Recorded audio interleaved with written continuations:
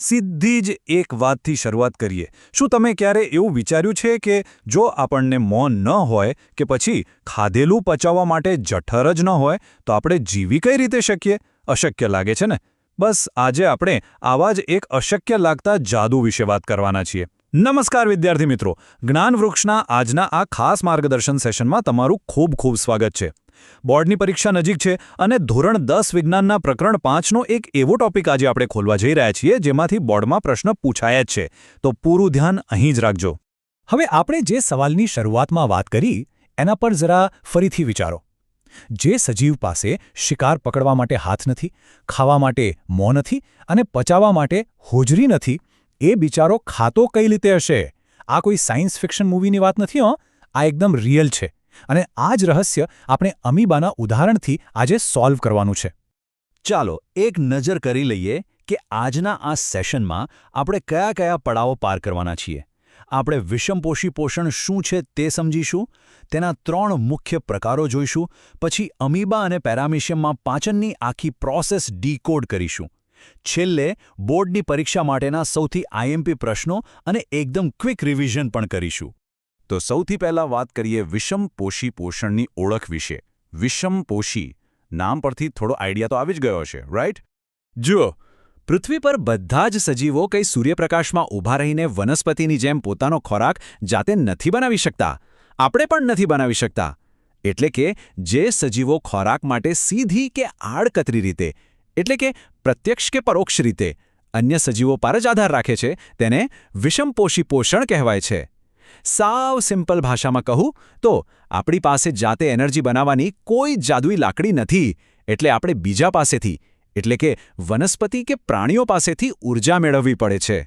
હવે આ ઊર્જા મેળવવાની, એટલે કે ખાવાની રીતો પણ બધાની અલગ અલગ હોય છે. તો આ રીતોના આધારે આપણે પોષણના મુખ્ય 3 પ્રકારો પાડી શકીએ. ચાલો એ પણ જોઈ લઈએ. આ 3 પ્રકારો બરાબર મગજમાં બેસાડી લેજો. પહેલું છે પ્રાણીસમ પોષણ, જેને હોલોઝોઇક કહેવાય. આમાં સજીવ આખો જટિલ ખોરાક ગળી જાય અને પછી અંદર તેનું પાચન કરે, જેમ કે આપણે મનુષ્યો, ગાય, સિંહ અને હા, પેલું અમીબા પણ આમાં જ આવે. બીજું છે મૃતોપજીવી પોષણ, એટલે કે સેપ્રોફિટિક. આ બહુ સ્માર્ટ સજીવો છે. એ લોકો ખોરાક ગળવાની મહેનત નથી કરતા.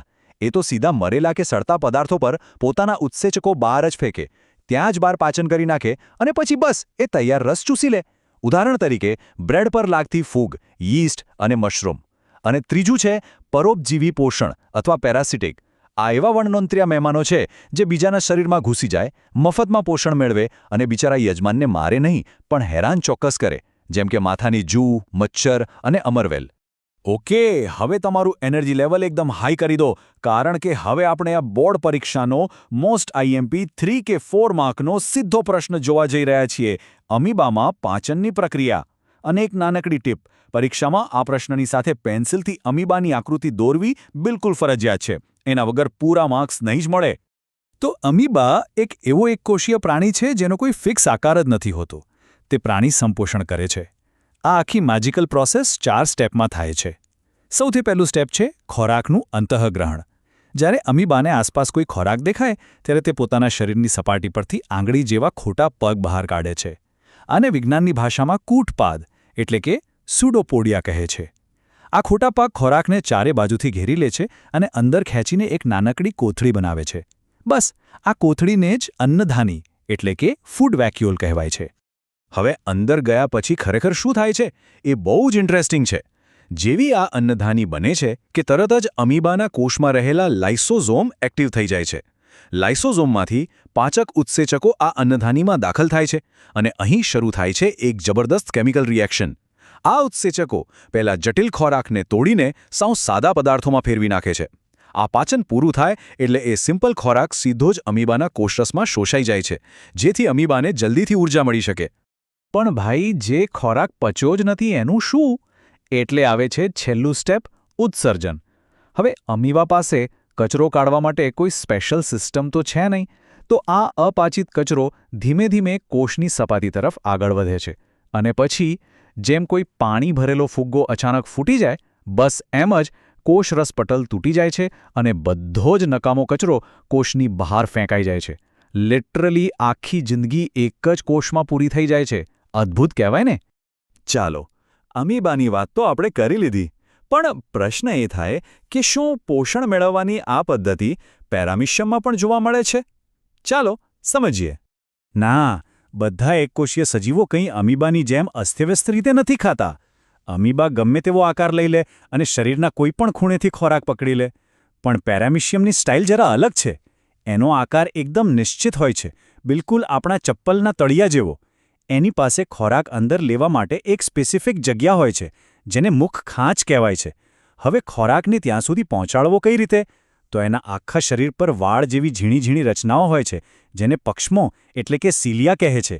આ પક્ષમો સતત હલનચલન કરી જાણે કચરો વાળતી સાવરણી હોય એમ પાણીના પ્રવાહ સાથે ખોરાકને ખેંચીને સીધો જ તેના મુખ સુધી પહોંચાડે છે.